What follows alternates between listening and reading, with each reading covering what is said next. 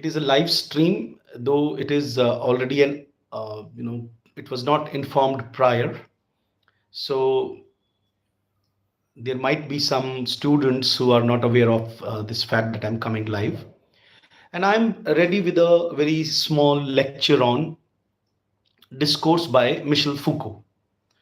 I was planning this lecture for last many months, but I was, with the paucity of time, it was not possible for me to prepare this lecture. Uh, the very first thing that it is very important for all of us to understand the concept of discourse. Discourse is used in literature, in sociology also, and in linguistics also. So the very first and the foremost thing is to distinguish between that discourse in linguistics is a different concept where we try to understand, like suppose when two people are talking, in that discourse analysis, we try to understand the hidden meanings of whatever sentences are spoken. For example, it is a imperative sentences, or what was more intended by the two speakers, clear. And in that kind of discourse analysis, we mostly don't delve into the depth of the concept of power which Michel Foucault has used. So this is was one thing. Second thing, for the students of literature, which is very important, that discourse for students of literature is that it is Michel Foucault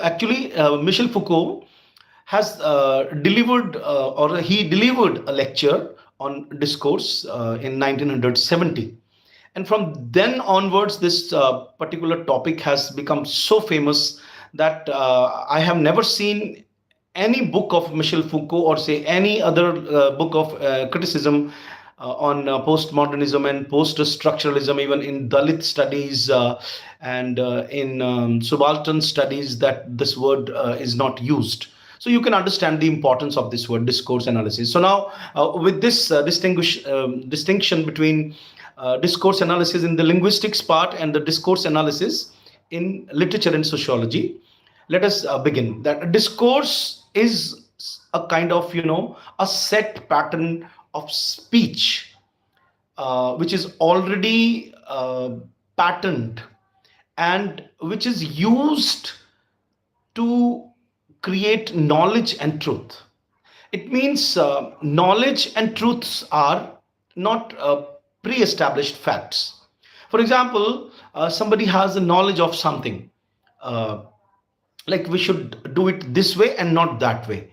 It means that knowledge has been generated, has been created through language, and our concepts of truths which are around us, the worldviews, our concepts of moralities, our concepts of understanding gender, our concepts of understanding who is an author, our concept of understanding, like, this is a definition, and it should be like this, or that person should be like that, whatever it is. So that's why I have covered it into one particular phrase, that our worldview is governed by discourse. Michel Foucault says that knowledge and truths are not already there.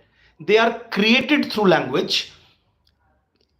They are created through the people who are in power. So sometimes when I say that it is created by the people who are in power, that does not mean that power means the people in political power, though it can be at times. But here power means there can be different social circumstances, situations, educational situation, institutional situations, corporate situations, situations in the organizations of war, where uh, discourse and the concepts of their truth and their knowledges are created. So I think the people who are in power, they create certain parts of truths and knowledge which will ultimately benefit them. So I was thinking, like, I would cite an example while deliver this lecture, that how certain things are considered good and bad through discourse analysis. uh, Michel Foucault says that we create knowledge and according to that we consider certain things are good and certain things are bad. For example, when I was surfing through my Facebook page, there came a post in which somebody was writing about her past. She was a woman, and she was saying that in her youth, when she was even a child, I think, she wrote that it was considered that a, a woman, one who prepares food in a kitchen, by not spreading things, not wasting vegetables, not putting more oil, not spreading more than necessary, dry flour to bring chapatis, and the chapatis should be round, and suppose there is not cluttering of the utensils, then she was considered a Lakshmi, a good woman, and the other was not considered good. So, okay, I just read it, and I, scrolled it up and moved to the another post. But then it kept haunting me for a lot many days. Like, what if somebody, makes a noise in kitchen while cutting vegetables? Suppose somebody, one who is preparing food, is using more dry flour, so that the chapatis must not stick on the rolling pin and all, then it means it is a created thing. It is not truth, it is their worldview. So Foucault has given these kind of homely examples at times, and he has taken examples from the from literature also. So this was my understanding of what Foucault's discourse is. Now let us talk about the. As I told you that Foucault delivered a lecture. The name of the lecture was Order of Discourse, and it was delivered in 1970s. Now there are two philosophers, Kendall and Wickham. They have tried to understand the concept of discourse given by Michel Foucault, and they have come up with 5 particular steps which are called Foucauldian discourse analysis. I would like to, speak up in front of you those 5 steps, and will explain in detail. This video is going to be a bit longer. Kindly tolerate with me, bear with me, and this video is specially meant for only those students who are hungry for knowledge. Okay, these are not for seeker of knowledge from reels of 1 minute. And even I'm fed up by making with this reels of 1 minute, because I'm not satisfied by giving much knowledge to students. Okay, so let us come to the concept of Kendall and Wickham, two philosophers, as I've said, and they have tried to understand Foucauldian discourse analysis. Their first step is that discourse is an organized statement. This I have already explained to you, that discourse is always there. When we listen to something, when we come across something, like I would be giving another examples from day to day life, and kindly, I beg your pardon, kindly excuse me if I give you more examples from homes, from our basic surroundings, with your eyes open and your ears attentive. Then you will find that the things which are around us, how they have been constructed. So I said that Kendall and Wickham says that discourse is an organized statement. So what is an organized statement? That if somebody speaks less, mostly boys, when somebody is very serious kind of boy in common household, he's considered a serious man, a gentleman. And one who speaks more, kind of considered a frivolous personality. Don't you think? So this is an organized statement where it is considered that something is more good, related to power, and the other one is frivolous and womanly like. Someone who speaks more is considered. So male and female dichotomy you can understand here. Second is how these statements are created. Why? How? Why is a different question, and how is a different question. If I say that cluttering of the utensils while you're cleaning in kitchen is a bad thing. So how can it be bad thing? It means this statement has been created. This statement has been created by, I'm damn sure that it must have been created by a male figure, one who is sitting outside the kitchen, and one who does not want, there must be some noise, so because he is not working, so he must have created that, if a woman is working in kitchen and making more noise with the utensils, by cluttering them, is a bad. And one who gives a smooth dealing in the kitchen is good, because that is not giving some problem to the ears of that man.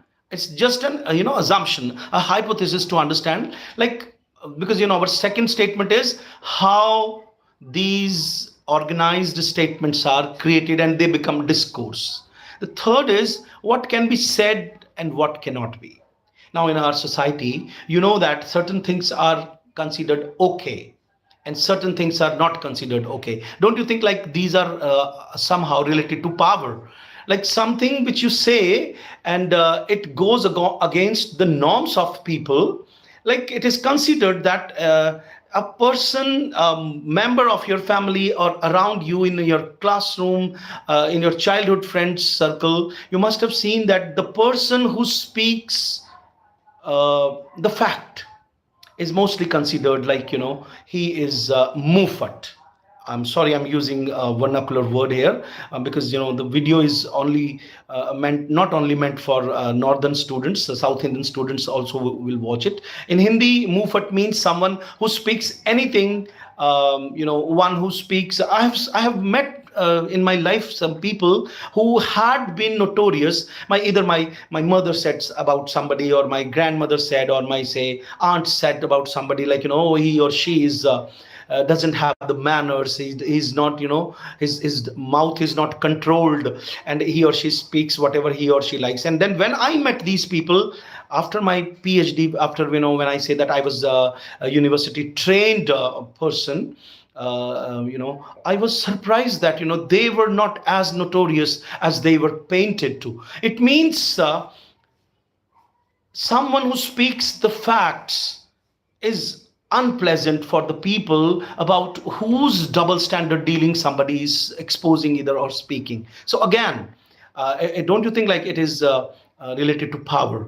Like, power says that this thing is good and this is not good, and that is the way it is created. So I was speaking on the second statement, how certain structured statements are created. And the third one is what can be said, and what I have already spoken on that. And the fourth one is how spaces in which new statements can be made are created. Like, suppose I am in power and I want, like, suppose I'm a businessman, I'm a man of corporate world, I'm a capitalist, and I want, like, there must be more capital in my hand. So I will create a space like mall, where suppose people go there, either they will buy something. I've created a space, for my discourse, for my benefit, so that I can, put my hands in a very subtle manner in the pockets of, the common man. So you have seen that, without any necessity, we have all created, and malls are mushrooming throughout the world. Don't you think? Have you ever thought? If you think it from Michel Foucault's point of view, you will come to the knowledge that, oh my God, these are created. These are the spaces which are artificial. Suppose you go to a mall, you find that you are totally safe from the outward weather, which is harsh. So you have created an artificial space where couples can go, where anybody can go. If you are not purchasing anything, at least you can do the window shopping. And ultimately there is a benefit to the capitalist people. And the fifth point they make is making practices material and discursive at the same time. Discursive means you can talk on certain things, you can have communication. And making practices material mean to say that suppose, for example, let me give you one very latest example, that Ambani, the so-called richest man in India today, what he has been doing, have you seen that? He's creating a discourse by simply showing off and creating pre-wedding ceremonies in such a manner that they are going to be practices, is giving a material, is materializing certain ideas through his money, so that ultimately it will become a practice, in the, among the common man in the coming time. You must have seen, I keep giving this example to my class room lectures, that when we see that, haldi, the ceremony of haldi, turmeric is mostly commonly applied for 3 4 days to a groom and, the would be bride before their marriage is solemnized in India, so that they become more fair in complexion. So might be it is antiseptic also. So, but don't you think like it has been commercialized, it has been made as a commodity? So don't you think like a practice is there which has been materialized, and this is this way they have created it a truth, a knowledge. Just imagine that a boy or a girl who is studying right now in sixth standard, when he or she becomes of marriageable age, won't you think that he will take some money on interest, and will force his parents to do the same kind of ceremonies in the coming time? So don't you think like it is ultimately going to give benefit to the market or the people who have money? So with these 5 points, I have explained to you that how discourse is circular, how discourse is present everywhere in the society, and it creates our truths, it creates our the concepts of knowledges. The lecture, as I told you, that is going to be a bigger one. Foucault's hypothesis. Now let us talk about Foucault's hypothesis, that in every society the production of discourses is controlled with the aim of exorcising its powers and dangers. It means there are certain powers in society, they control your discourse. Suppose you want to say something, you want to come out of your exploitation with the materialistic powers or capitalistic powers, or you understood somehow that this is not the truth, this is not the exact knowledge, and I should have something else also. But there are powers which have already created certain institutions which will control that discourse. How they control, and why they control, first of all. So here comes a concept that they control it to ward off the power and dangers in it. Suppose I'm a materialist, I'm a capitalist person, and somehow people become more knowledgeable. So don't you think like if people become more knowledgeable, they ultimately will start saving money, and will not participate in the ceremony of haldi? Don't you think? So I will hire media, I will go to any extent, and then I will advertise this as a truth. It means I am controlling things so that my way, my concept of truth becomes their truth. Okay. And the second point is reducing the force of uncontrolled events. Don't you think that through discipline, through police force, through army, sometimes students with less knowledge, those who don't have learned how to think, mostly oppose this idea. They say that forces are important, but if you read books only, you will come to know that these have been created, these have been materialized for us, so that any kind of force which is there in our arguments can be controlled. Otherwise we will somehow limit or delimit the concept of the the desire of the power of the person who is in power. And the third is hide the real forces that materialize the social constitution. By the way, don't you think like this household is mostly run by women? uh, the village economy is mostly based on the tinkers, the Dalit community, particularly. If you go to a village, you will come to know that. I am talking about pre British or pre industrialized village, where you can see all these things, even in England also. So, don't you think, like, the people in power, they mostly mostly what they do, they hide the powers of the real people who are making the society and its functions go. So that is also controlling of the discourse, so that they can, hurl upon their way of truth, their way of knowledge on the common people. So this was about how they control discourse. Now there are two sets of concepts Michel Foucault has used. There are external and internal producers of controlling discourse. How discourse is controlled? There are three ways which are considered external, and there are three ways which are called internal. I can't speak much, so I will be just briefing the things, and we'll make another video for that. Clear? So external you know producers of discourse are, first is systems of exclusion. So they are like the prohibited word. First of all, they create certain things from the outside. The people in power, they are from outside exerting a pressure on you, and they say that these particular words must not be used, because if you use these words, ultimately there will be some harm to their power. Okay. And the second is division of madness. It is a very philosophical issue to talk about madness. We consider that okay, let me ask you one question. Have you ever thought that mad people have a strange ability to speak the truth, which is our existential truths, which are, totally devoid of these kind of truths. Sometimes you have seen that only mad people can. And look, Shakespeare.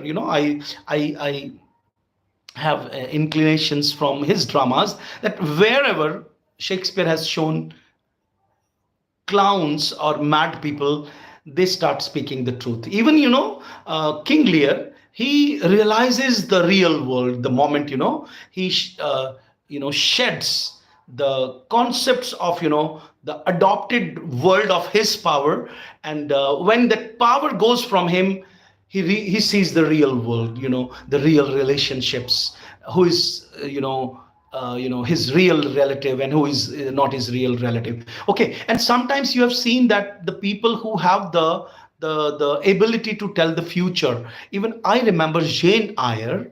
In Jane Eyre by Charlotte Bronte, there comes a diviner. Diviner means here someone who speaks about your future. When Rochester is not there, in between, some people, some guests have come to that place where Jane Eyre is working as a as a teacher for that ward of Rochester. And there, that woman is not considered a sane person by the other gatherings, but we can understand that. And the way gypsies and mad people have been shown in the say Victorian age and in Shakespearean age. So there are two types of madnesses. So Michel Foucault says that we have divided madnesses. Someone who speaks the truth will ultimately be powerful. So we like witches, the concept of witches. If we see that that person has got the real knowledge and will disturb my hegemony, my seat of power, will ultimately, those individuals who are in power will give that person a tag of mad, and will either restrain his physical presence, will create madhouse, and will put him in a prison sort of thing. Look, for example, Malvolio in 12th Night is considered a Puritan, but don't you think, he somehow speaks a typical sort of truth regarding the excessive use of wine and excessive use of entertainment, which is not necessary. And look, the way he is put behind the bars in the play. Clear? So sometimes, when I teach this text, unfortunately, I'm not in academia. I'm teaching only in my institute, where students are mostly in a hurry and they want, their exam should be cleared. So I have taken recourse to these kind of videos where I can give you in-depth knowledge. I hope I'm able and successful in explaining the second term. The first one was, how discourses are controlled from external points. Foucault says that there is one, which is the prohibited word. You have created certain vocabularies which are not used, and if they are used, but when they are used, they are actually the real words. For example, all the abuses. Don't you think these are we use euphemisms for them instead? For example, I have an example. Recently, NTA failed in its duty, and the exam was cancelled because the paper got leaked.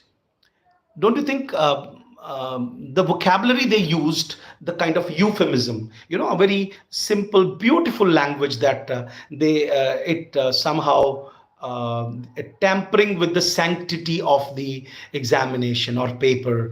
Due to that, we cancel the exam. What is wrong if they say that the paper was leaked? So real words are prohibited because they ultimately challenge or say dismantle the people in the seats of power. So I hope this is understandable and quite relatable to you, that there are certain words like abuse, the words of abuses, and the other things, other words which are prohibited. Second is how madnesses are divided, and division is there. And the third one is will to truth. In After Renaissance, in the Western world, they have seen that certain thing is scientifically true, and certain thing is literary, a part of literature related to emotions, so it's not truth. So this is also the people who are controlling the discourse are actually create a will to truth by controlling the words vocabulary, by control the dividing the madness, like this is bad mad and this is a good mad person. And the third one is like will to truth. Don't you think like maximum? I read an article in the Hindu these just a fortnight ago, that there is a politics of exclusion and marginalization of the students who are choosing arts subject these days. And it has been since India got freedom. Don't you think like we consider that the students who have taken science, biology, medicine, these are the real knowledges, these are scientific and truths. Don't you think like every other medicine has been challenged now? Don't you think like whatever has been being discovered and invented in medicine, in science, in the name of humanism, in the name of science, in the name of industry, have been challenged now? And that is the reason we are studying, having seminars on post-humanism. So this is the distinction, like how you control things. You say that certain things are scientific. If certain things are scientific, these are considered truth.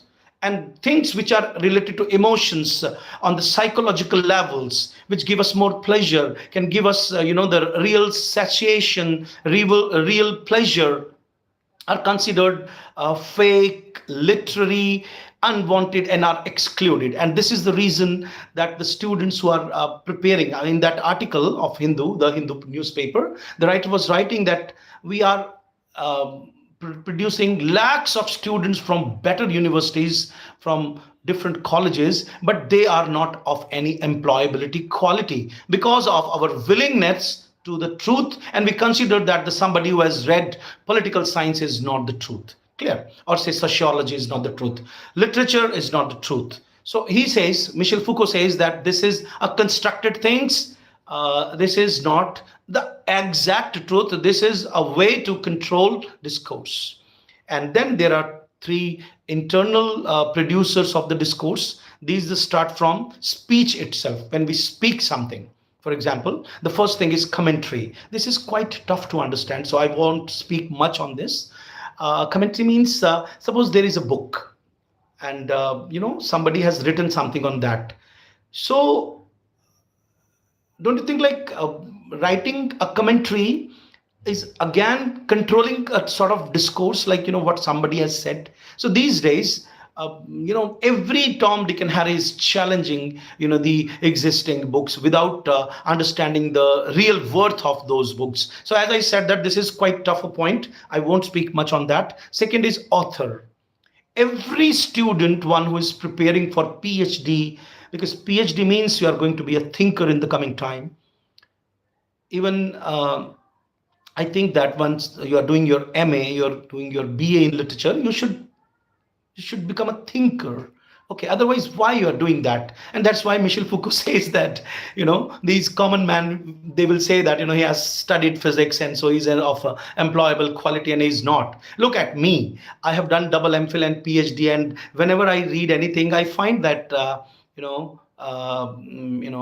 I be able to understand it properly and will be able to explain it properly to anybody? So don't you think like I'm outside that dichotomy of creating employability and unemployability. Okay, that is a personal example.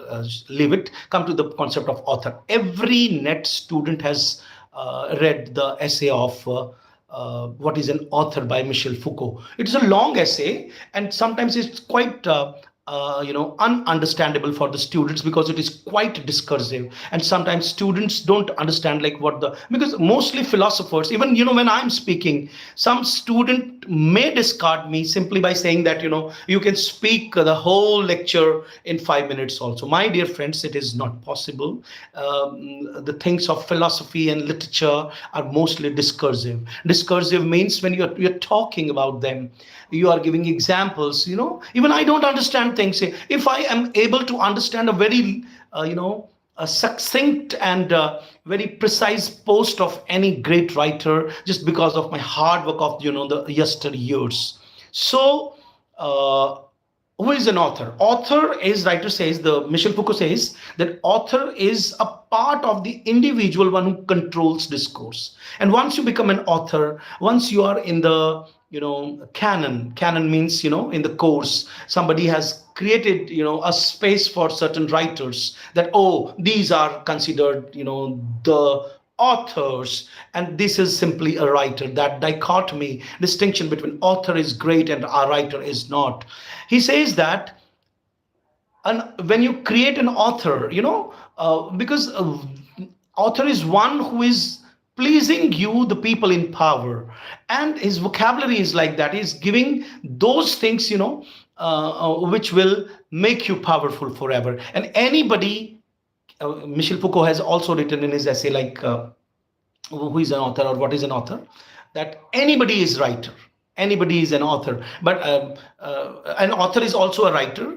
Writer means anybody who writes. Like suppose I'm a person who is writing a list of grocery, I'm a writer. If I'm writing some painting, some what we say graffiti on the wall for some advertisement, I'm also a writer. But what is the difference between an author and writer? Because author, we say we have given an authority to him because he has created a knowledge, a truth, which we consider, we have approved that it is good. And who has approved? In the whole lecture, if you re-listen to it, rewatch my video, you will come to know that people in power has approved that. So the people in university, the so-called, and have you ever thought like whom we have been giving entry there? So this is again another issue. So the third is discipline. Discipline is misunderstood mostly when we talk about Foucault. Discipline here is not exactly only the controlling power. Like I put a discipline in my institute, like you should wear this dress, this uniform, or you should take out your shoes before entering. Discipline also means the understanding and giving knowledge of like medicine is a discipline, English is a discipline, sociology is a discipline. So he says that it results from the delimitation of the field of truth. There can be so many different medicines, but the field of medicine, the discipline of medicine. Recently, there is a very great argument going on, friends, in India, that these Western allopathic medicine people, they say that Ayurveda is not good. Sometimes I feel also, because around us there are people who feel, who say, and they are in such a powerful position that we consider that, if they say something, that is good, but it is not. Because even in Hamdard also, Hamdard is a Arabic way of giving medicine. There is a Chinese way of medicine. But don't you think that over the world we have created a space through the medicine that if you are trained, you are MBBS, then you should be trained only in the Western way of medicine. So this is, Foucault has problematized, questioned, argued that this is also delimiting the other truths. So kindly please respond by writing comments that how you liked my lecture. And if you really want to ask me something, you are most welcome. Now I pause the stream here. Thank you very much.